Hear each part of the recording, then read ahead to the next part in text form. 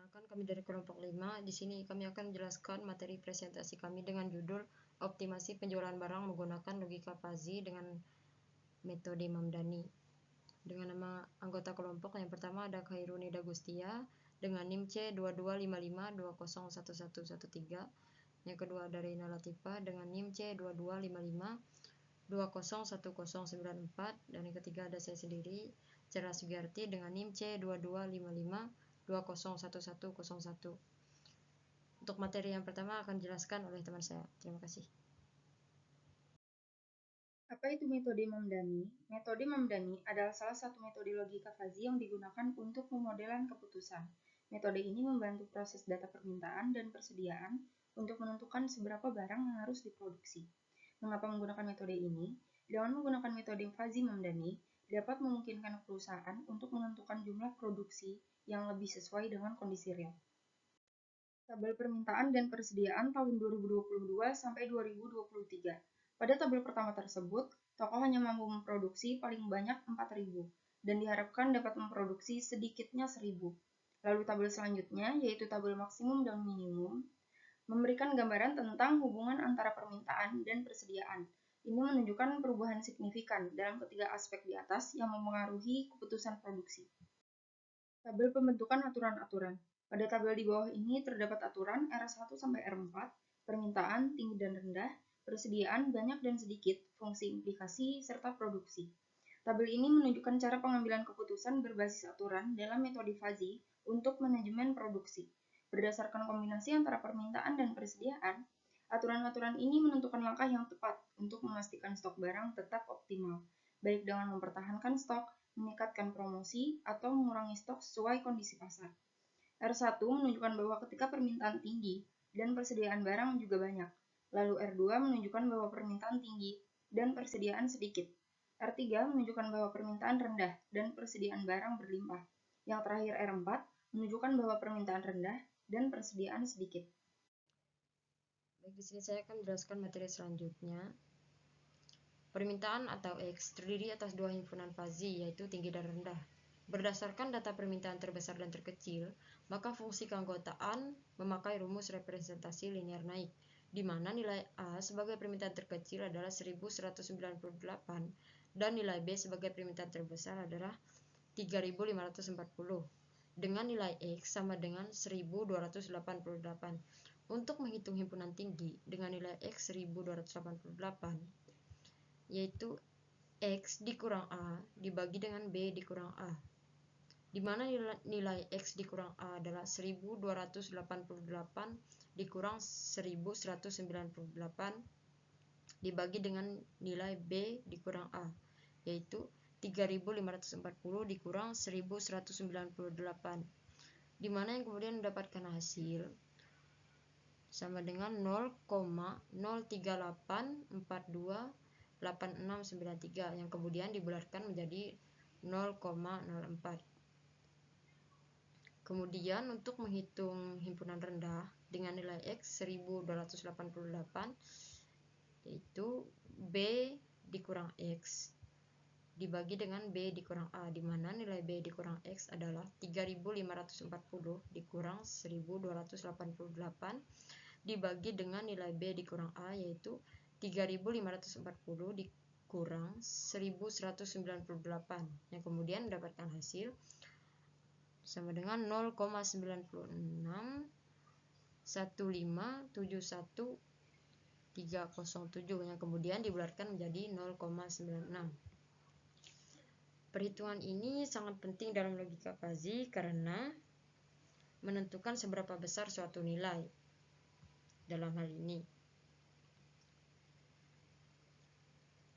masuk dalam permintaan masuk dalam kategori yang berbeda, rendah atau tinggi. Keanggotaan ini kemudian akan digunakan dalam proses inferensi fuzzy untuk menentukan output seperti jumlah produksi atau tindakan lainnya. Di sini ada gambar grafik himpunan fuzzy rendah dan untuk grafik himpunan fuzzy tinggi. Permintaan atau Y terdiri atas dua himpunan fazi, yaitu banyak dan sedikit.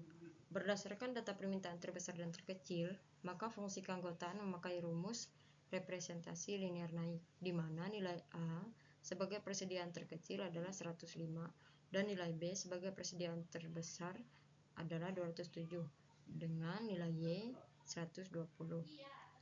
Himpunan banyak dengan nilai Y 120 yaitu Y dikurang A dibagi dengan B dikurang A, di mana nilai Y dikurang A adalah 120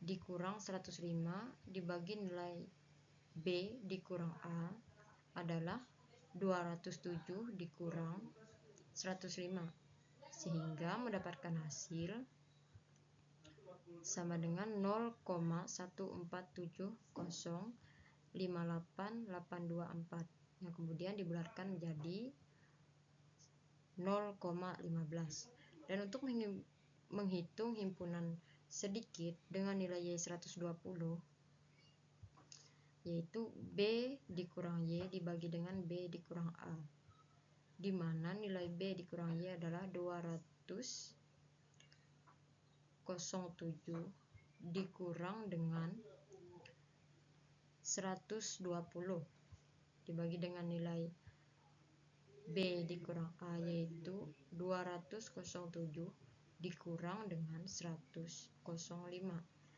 yang kemudian mendapatkan hasil 0,8529417176, kemudian dibulatkan menjadi 0,85.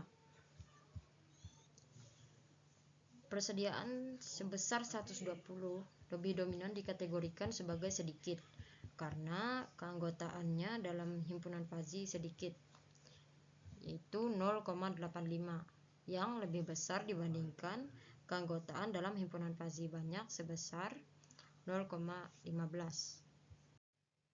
Dan di sini ada grafik untuk himpunan fazi sedikit dan untuk himpunan fazi banyak. Selanjutnya, menggunakan aturan yang sudah dijelaskan di tabel kedua di slide keempat, didapatkan ada 4 aturan. Nah, aturan pertama, jika permintaan tinggi dan persediaan banyak, maka pertahankan stok. Menggunakan rumus min, dengan permintaan tinggi bernilai 0,04 dan persediaan banyak bernilai 0,15, maka nilai min yang didapatkan adalah 0,04. Nilai terkecilnya adalah 0,04. Untuk rules kedua, jika permintaan tinggi dan persediaan sedikit, maka tingkatkan promosi. Dengan min permintaan tinggi sebesar 0,04 dan persediaan sedikit sebesar 0,85, maka nilai terkecil atau min adalah 0,04. Rule ketiga, jika permintaan rendah dan persediaan banyak, maka kurangi stok. Dengan min permintaan rendah bernilai 0,96 dan persediaan banyak adalah 0,15, maka nilai min terkecil adalah 0,15. Rule keempat, jika permintaan rendah dan persediaan sedikit, maka tingkatkan promosi. Dengan permintaan rendah sebesar 0,96 dan persediaan sedikit sebesar 0,85, maka nilai min atau nilai terendah adalah 0,85. Berdasarkan rules tadi, disimpulkan bahwa rule 1 tentang pertahankan stok sebesar 0,04, rules kedua tentang tingkatkan promosi sebesar 0,04, rules ketiga tentang kurangi stok sebesar 0,15, dan rules keempat tentang tingkatkan promosi sebesar 0,85. Menggunakan metode min dan max, dapat disimpulkan lagi bahwa tingkatkan promosi memiliki nilai tertinggi sebanyak atau nilai max-nya sebanyak 0,85, untuk kurangi stok sebanyak 0,15, dan untuk pertahankan stok sebanyak 0,04. Sehingga dari itu ditentukan bahwa tingkatkan promosi memiliki derajat keanggotaan yang lebih tinggi sebesar 0,85.